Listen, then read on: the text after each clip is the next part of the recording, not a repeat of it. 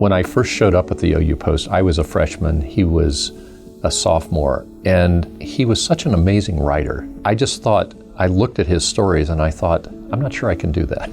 His writing had such energy, it was creative. To me, he arrived as a fully formed journalist. The rest of us were sort of there trying to figure out what journalism was. Clarence had real sensitivity to race. And I think if you look at his writing in his career, I think he writes as eloquently and as smartly as anyone on race in America. He's also enormous fun to be around. He's a funny guy, he's a great storyteller, he's very quick-witted. So he's just an all-around great guy.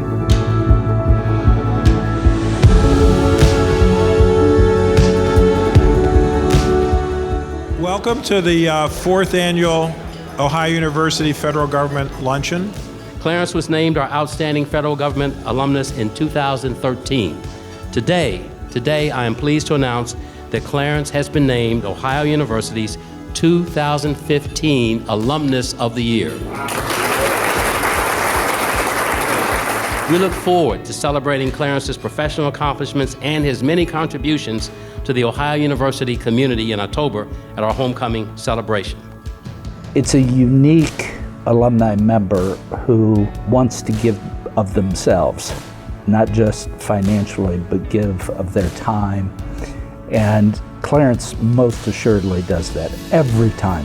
We have a slogan in my generation, if you remember the 60s, you weren't there, but I remember a lot of it because I spent it at Ohio U, and it was a formative time in my life. And as a journalism student and a loyal member of the OU Post staff, we had plenty to cover. He helped to put Ohio University on the map for African Americans, minorities, for people of color, because of his accomplishments and his accolades. Maya Angelou said, people might not remember what you said, but they'll always remember how you made them feel. That's the kind of thing that isn't always taught in class, but you certainly learn it when you're working in the business. You learn it from your audiences. They teach you.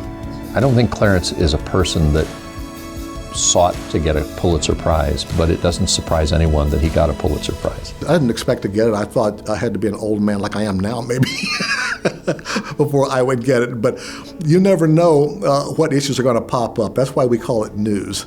The first time I was involved in a Pulitzer Prize winning project was in 1972. I worked undercover as a poll watcher on the south side of Chicago. So that was something I did not expect to have on my resume that soon. But it was in 1989 when after I had finally achieved my high school dream of becoming a newspaper columnist, that the Pulitzer Committee surprised the heck out of me by giving me the award for commentary. I think in many ways, he's all about the mission of journalism. It's my job, I feel, to help people make sense out of the news. Whether you agree with me or not is not important. What's really important is that I encourage you to think and come up with your own opinion and have an opinion that's well grounded in some actual facts and data and not just supposition. Give to the world your best, whatever you're engaged in, do your best at it, and you'll get your reward. It's an article of faith in my life, and it served me well, and I think it will serve others too. I'm very humbled by this award, and those of you who know me well know that humility is not an emotion I'm normally associated with, but this is really one that causes me to think back to some very important years in my life. I've always loved Ohio U. It's the only university I applied to. Heaven knows what I would have done if I had been turned away, but it prepared me in so many ways, both professionally, as far as journalism was concerned, and also in general, the people I met in the faculty and the student body taught me so much about the larger world that I hadn't been exposed to very much growing up in Middletown, Ohio. And every time I come back to Ohio U, I feel a certain warmth and a wonderful welcoming sensation that I don't get any place else. It's a special kind of home. And so it really breaks my heart that at a time of this great honor, I'm not able to be there live and in person. But I assure you, as my mom and dad used to say, if the Lord be willing, I will get back there as soon as I can and look forward to seeing everybody.